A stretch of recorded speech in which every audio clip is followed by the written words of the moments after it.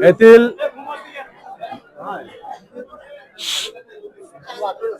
येथील जनतेचं लोकनेते हितेंद्र ठाकूर यांच्यावरील प्रेम हे या विजयाचं रहस्य आहे। आणि त्यांनी गेली 35 वर्ष जे काही या तालुक्यासाठी आणि या जिल्ह्यासाठी योगदान दिलेलं आहे, त्यामुळे हा विजय सोपा झालेला आहे।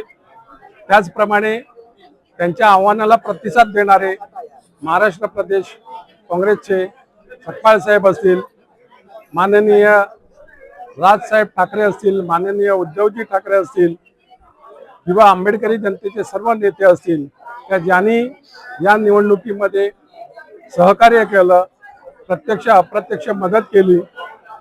त्याचप्रमाणे स्वर्गीय अजितदादा यांनी विजयानंतर लोकनेते हितेंद्र ठाकूर यांना फोन करून आभार तर मानलेच होते, त्यांनी अभिनंदन देखील केलं होतं, परंतु कुठचाही निधी कमी पडणार नाही याची देखील ग्वाही दिलेली।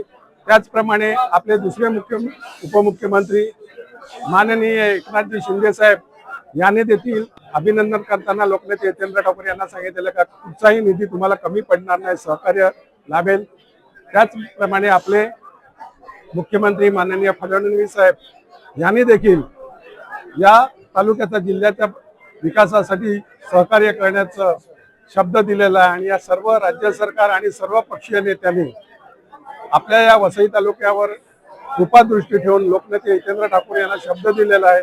गेली 35 वर्ष त्यांचं असलेलं अन्य पक्षाशी सहकार्य आणि उदार मत, कुठच्याही आमिषाला बळी न पडता सर्वांना, ज्या सर्व पक्षीय लोकांना, सर्व सरकारांना ते आजपर्यंत मदत करत आलेली आहे। त्यामुळे त्याचंच 35 वर्षातलं हे फळ आहे। या आपल्याला वसईच्या विकासासाठी, पालघर जिल्ह्याच्या विकासासाठी सर्वांचं सहकार्य मिळणार आहे। आणि हेच लोकनेते हितेंद्र ठाकूर, युवा आमदार क्षितिज ठाकूर यांचं खरं म्हणजे ही मेहनत फळाला आलेली आहे।